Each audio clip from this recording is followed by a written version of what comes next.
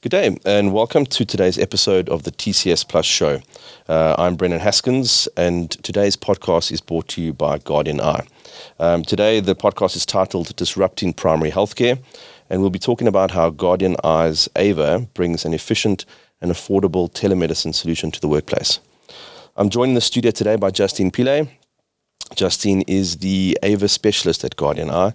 Welcome, Justine. Hi, Brendan. Thanks for having me. That's an absolute pleasure. Now, Justine, I understand you are a seasoned professional with a background in pharmacy and healthcare, and you've recently joined Guardian Eye. Can you tell us a little bit more about your career and yourself and what's attracted you to this current venture? Definitely. So when I was in high school, I used to debate for KZN, at that time the province, and then I represented South Africa in Europe for a debating tournament. And I think from then I knew I had a gift of persuading people, if you do say so. And then I studied computer engineering first. I was very into programming, and then I changed to pharmacy. And in my years of studying, I had to obviously do in-service. I worked at a clinic in South Africa, so a government clinic, and I worked at one of the retail stores. And that's where I started getting a passion just for people and healthcare and, you know, especially working in the clinic and seeing how things are at a government level in South Africa really changed my mindset. And while I was studying, I used to do sales and promo work because I was a hustler. And so when I was doing sales and promos, I decided, why don't I try pharmaceutical sales? You know, it's in that industry.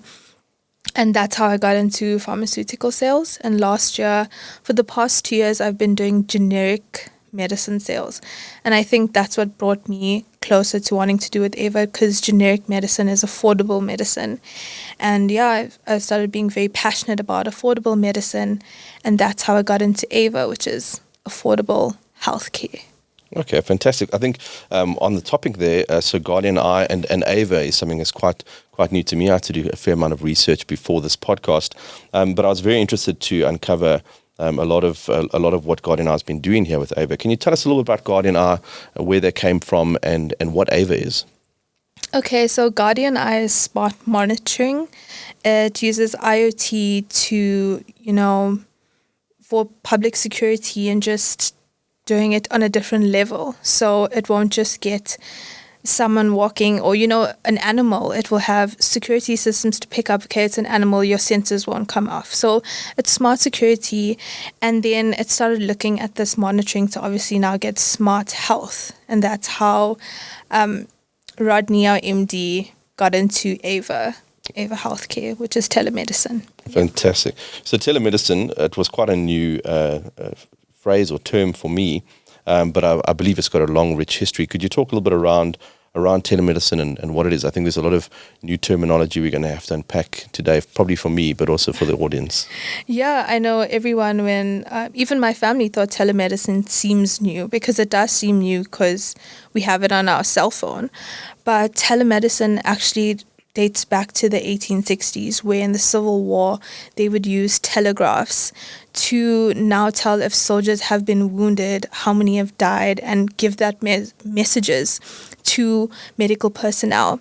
And then it also continued with NASA, so when they sent people to the moon or to space, they were able to remotely check their vitals, see their signs. And then as time developed and technology developed, so did telemedicine. So it went from there to now having a telephone. You would call your doctor if you're sick and you can't make it to the doctor, And then now we're here today with mobile devices. So it's mobile telemedicine. Okay, so there's just going back to the terminology, there's quite a lot of terminology that surrounds this topic. And I wonder if we could just unpack a little bit around what is synchronous and asynchronous when it comes to telemedicine. Okay, so synchronous is when tasks have to be executed one after another in a sequential manner. And asynchronous is when they can be done concurrently and at the same time. And what this does is increases efficiency and allows things to be done together. In this case, it's going to the doctor. If you're sick, you don't have to take leave. You don't have to stand in a line. You don't have to wait for an exam to be done. and then get a script and go to the doctor. This now, AVA uses asynchronous technology by allowing you to get it done in about 30 minutes, and you'll get a script, you get a sick note, all of that done via an email. So that's how it uses asynchronous technology. Okay, fantastic. So I think you've really answered a few of my next questions then, because I wanted to ask a bit about how it works and how AVA is different to other telemedicine technologies. Can you talk a little bit around what telemedicine typically is and what AVA is in comparison? And obviously, we understand already that it is using some asynchronous capabilities to obviously help. Okay. How is it different? So the current way of telemedicine is you go online, you book an appointment, and then a doctor calls you and you have a virtual consult. So a doctor now has to say, okay, you have a cough, let me hear your cough, and basically gets information from you virtually and then is able to give you a diagnosis. So we do offer telemedicine, but what we also offer is the AVA business subscription, where you have an AVA champion at your business, and we use a device called the Hygo Pro device. And it comes with 5 exam modules. And what this does is it takes exams for you. So if you have an earache, it will take a video. That video gets sent to the doctor. If you have a rash, it takes a picture and a video and it sends it to the doctor. So now it makes the doctor's diagnosis more accurate because they have live footage, your heart rate is done properly with the stethoscope. So it is telemedicine, but we've taken it to a new level where we now can have these exams done and proper analysis can be made by the doctors. Okay, great. So can you tell us a little bit about the technology that's behind AVA? Okay, so the AVA uses IoT technology, and the device, it's called the Hygo device, is embedded with sensors, applications, and software. And after we do these exams, it is then put on our platform, the Guardian Eye platform, our doctor's portal in the cloud. And then the doctors then can access this and make proper diagnosis. So it is using IoT, cloud technology, and also professional doctors. It's just a converging of many things together, AI, IoT, cloud computing, yeah. That's fantastic. So it sounds like an exciting combination of technologies. And I'd like to understand what the problem is that the combination of these technologies ultimately is going to help solve. So if you look at the current status quo in South Africa, in order to get healthcare, if you don't have medical aid, let's start with not having medical aid, right? When you don't have medical aid, you have to go to a primary healthcare clinic, which I've worked in. People start queuing from 5 a.m. and it takes a whole day to get this primary healthcare. So if you're sick, you have to take a day off to get just primary healthcare. And then let's talk about the people who do have medical aid. You have to pay. Either it comes from your savings or it's covered, but you have to pay consultation fees. You have to pay for a script. You have to pay for a sick note. So that's just in terms of the medical and not including costs to travel, And so just in terms of convenience and affordability, that is the current status quo in South Africa, and every South African struggles with it. At this time, everyone's savings is bust, So firstly, in that sense, it helps we have AVA clinics at organizations. If you're sick, you go to work like you would normally go to work. You go to the clinic, you get these tests done for you. A doctor calls you and gives you a script, gives you a sick note. All of that is inclusive. That way you get convenient healthcare. You don't have to take time off. You get affordable healthcare. And then you also get quality healthcare because it's all South African doctors. All South African doctors, all situated here in Johannesburg in a call center. And that's just one way that it helps South Africa. And a lot of people would say blue-collar workers or just manufacturing workers, but it's also for people who have medical aid because we know the costs with it for healthcare. Yeah. Let's talk a bit about the doctors there that you've mentioned that there's a network of doctors that Guardian Eye has access to. They're sitting in a call center. Can you tell us a little bit more about that and what sort of expertise levels are available to the clients and how that's all come about? So we do focus on primary healthcare because it is called AVA, disrupting primary healthcare. So all the doctors that are there are qualified GPs, qualified doctors, so they are able to give you proper care, but the device itself gives you primary health care. We not doing injections, we're not going invasive. It's just primary health care. You can check your throat, you can check your skin, there's your ears. So it's focused on primary health care. The doctors, however, can give you more. That's when you have telemedicine, they have a virtual consult. They can see more. But in terms of the device and what we are doing, it is primary health care. Fantastic. You mentioned earlier that there's an AVA, an operator, you said, at some of at the customers' workplaces or your customers' workplaces. Can you talk us through a little bit about that? What does that person have to do? What kind of background do they have to have? It's actually, you don't have to have a medical background. You don't need to be a qualified nurse. That's one of the questions I've been getting a lot. You just have to go through our training and get a certification, and then you are able to use the device. So it's training on how to use the device, basically, and perform the exams. But the device is made very user-friendly also. But that's basically what it has. And so how it works is that currently at our workplace, we have an AVA champion. They're called AVA champions. And if you're sick, you come in, you get an exam done. Everything is POPIA compliant. So you give your personal email address. All that data, all those exams are sent in the cloud. The doctors get it and then call you because you make an appointment, a virtual appointment. They call you, say they've looked at your exams, and they give you a diagnosis and treatment for it.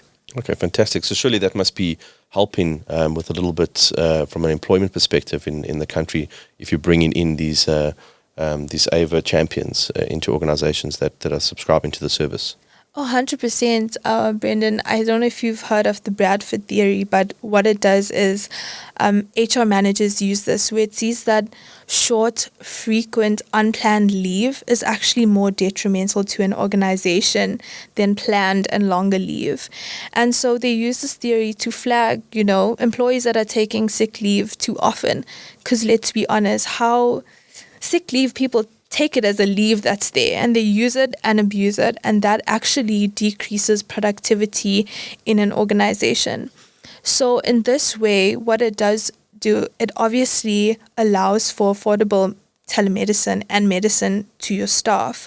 But as an organization, you can now decrease sick leave because you tell them, hey, okay, you're sick, come in, we have this for free and you can get checked up. And it just is a way to now manage sick leave and productivity for an organization. Okay, so you're ultimately legitimizing sick leave and the applications in some scenarios. And what do you think AVA would do for job creation in the country? Currently, we have 4 POCs running, and there are AVA champions there, and also at our workplace. So that's already about 10. And in the next year, we are looking to employ 56 new AVA champions, and we think we're very passionate about job creation. And this is one of the ways, like we've just discussed, you don't have to have a medical background, you have to just be trained. And I think in terms of job creation, that's great. 56 people. It's better than none. Absolutely. Yeah. I think it all helps. Okay, tell me a little bit about what your typical customer looks like. So we are focusing on employers, so manufacturing workers, call centers, blue-collar workers. But like I've said and we've discussed, it's for anyone who is working. And if your employer offers it, you can make use of it because medical aid gets exhausted. At a certain time of the year, your savings are burst. And then, so it's, I would say, for everyone. So really being able to bring primary healthcare access to sort of any business, small at to an large. affordable cost. So tell me a little bit about how the costing works, or how the model works from a use perspective. I understand it's a subscription model. Yes, it is a subscription model.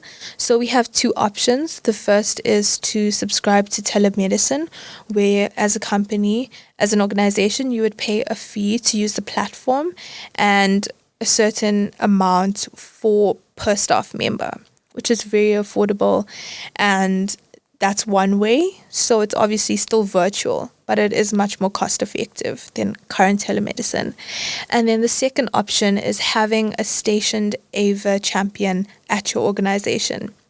And that would be, you would have to pay, obviously, to have someone there, and then the same subscription fee to have per staff member, and you don't have to pay for the platform. That's all inclusive. So the AVA champion actually is an employee of Guardian Eye? Yes, okay, it is an employee. Then you mentioned some of the compliance standards that you have to adhere to, and I think that's always, that's always a very important question to answer. I'm sure a lot of the users and companies are going to be concerned about, does this meet the compliance standards?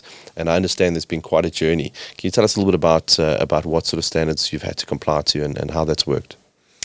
Yeah, in order to get anything medical in South Africa, it has to be SAPRA approved, and we've gotten all of our accreditations and certificates. So the Higher device, we have the SARS certificates. We also have ICASA and ISO 9001.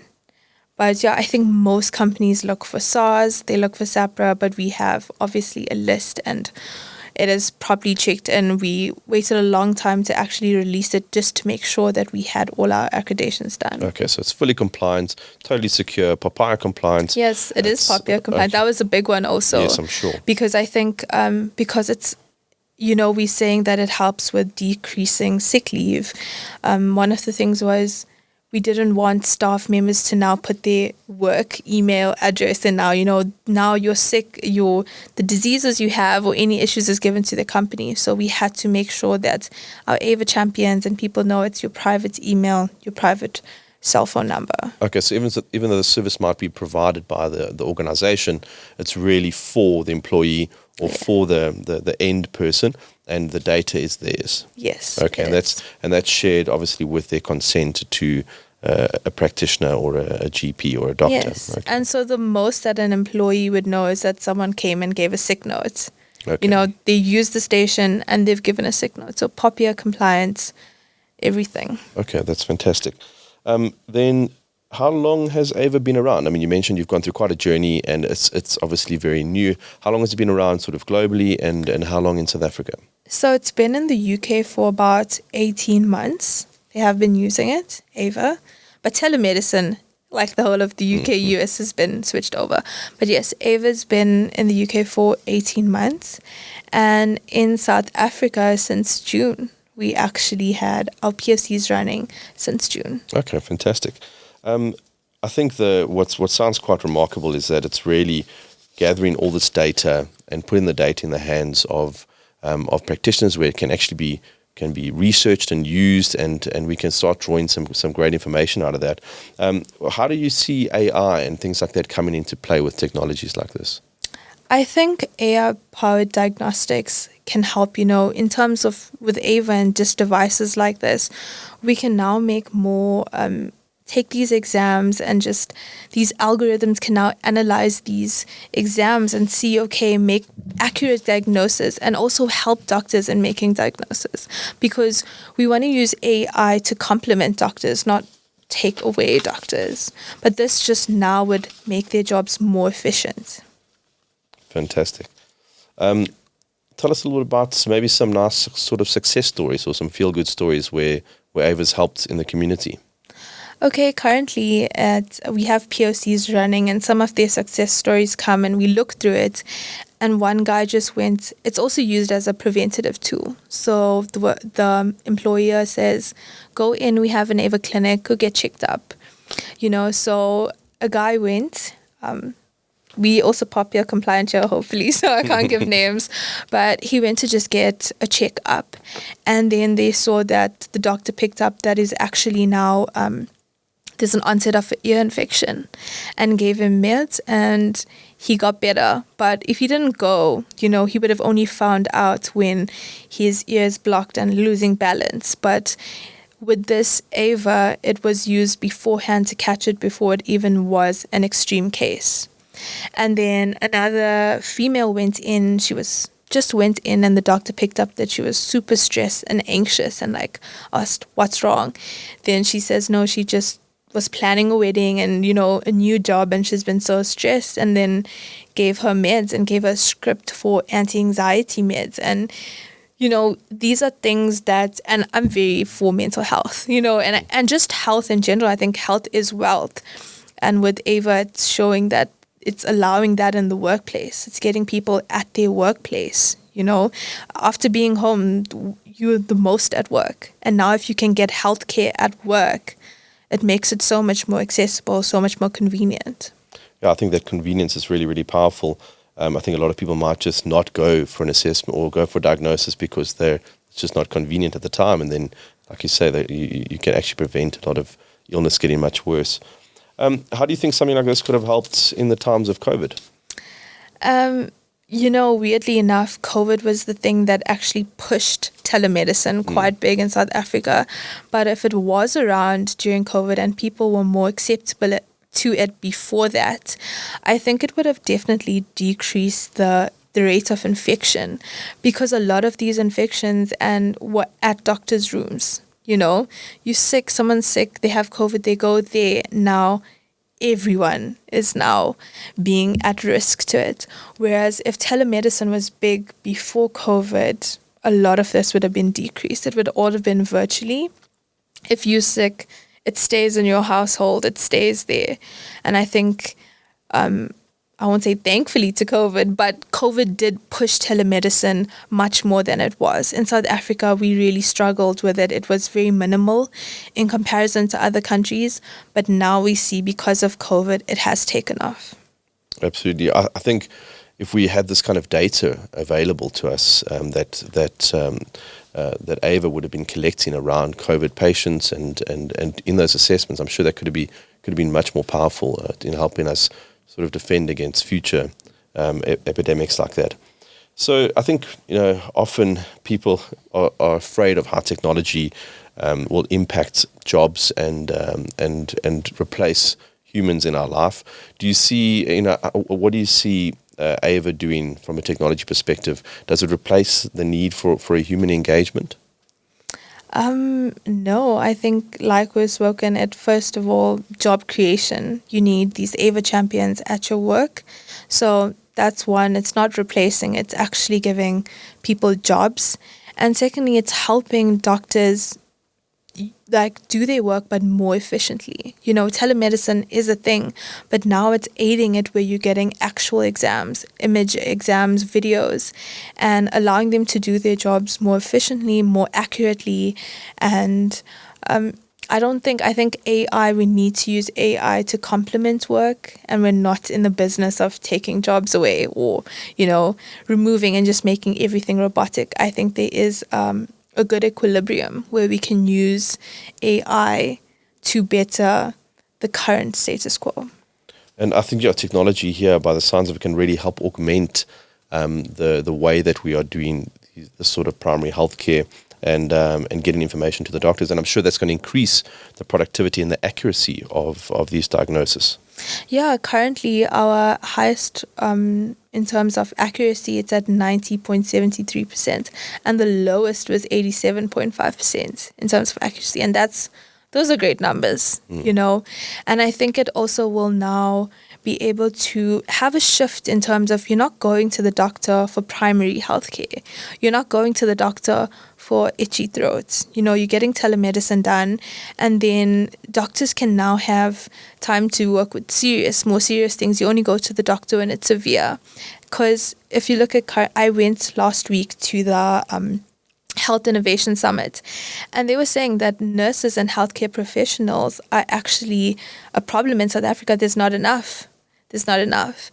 And so we see if telemedicine and things like AVA is used, we can now use doctors and healthcare professionals as a whole to do what they need to do, which is serious cases, which is, focus. And then primary healthcare, they can do it virtually. And yeah. So it's kind of like a sort of a first line support for the doctor's rooms. So you're able to actually remove a lot of the overhead and workload by putting this almost at the edge and making sure that it's in place. So I'm using some of the kind of typical technology terms because I do see that there's a very close link to technologies that are deployed in environments. And now here we're bringing healthcare to the edge effectively and allowing doctors to diagnose in very early stages and reducing the workload on themselves at their practices. Yes, definitely. So tell us, Justine, what kind of exams can be performed with this AVA technology? Okay, so the HiGo Pro device has 5 exam modules. So a thermometer, obviously you can check your temperature measurements. And then it has a stethoscope, so you can do lungs, heart, and abdomen auscultations. And we have an otoscope. This one here, my colleagues, the females, were really happy because, men they say their husbands have not heard anything. So your exams are good. And then we have a derm hood, which takes videos of your skin. If you have any rashes, any cuts, so there's a derm hood. And then we have a throat exam module. So that's obviously for anything with the itchy throat. It takes a video. It's in your throat, takes a video, an image, and sends it to the doctor. So yeah. And is it a massive device? Because it sounds like it's got all sorts of capabilities. How easy is it to use? It's actually, Rodney, our MD, called it a pocket doctor. Okay. Because it's actually really like a handheld device. It's small, it's nifty, it's like a mobile device, and it comes with the 5 attachments in it. And battery powered, so it's not affected by load shedding. No, thank God. Yeah, no, it's battery powered. Fantastic. And where can our listeners find out a little bit more information about it? So you can check guardianeye.co.za. You can also find us on LinkedIn, or you can message me on LinkedIn. It's Justine Pillay, and I'm heading up the sales for AVA, so I'm dedicated to that. You can message me on LinkedIn, and definitely Guardian Eye. Well, thank you so much for joining us today, Justine. I'm excited to see how well this technology is going to do in the primary healthcare space in South Africa and across the board. And good luck and take care. Thank you so much, Brendan. Thank you.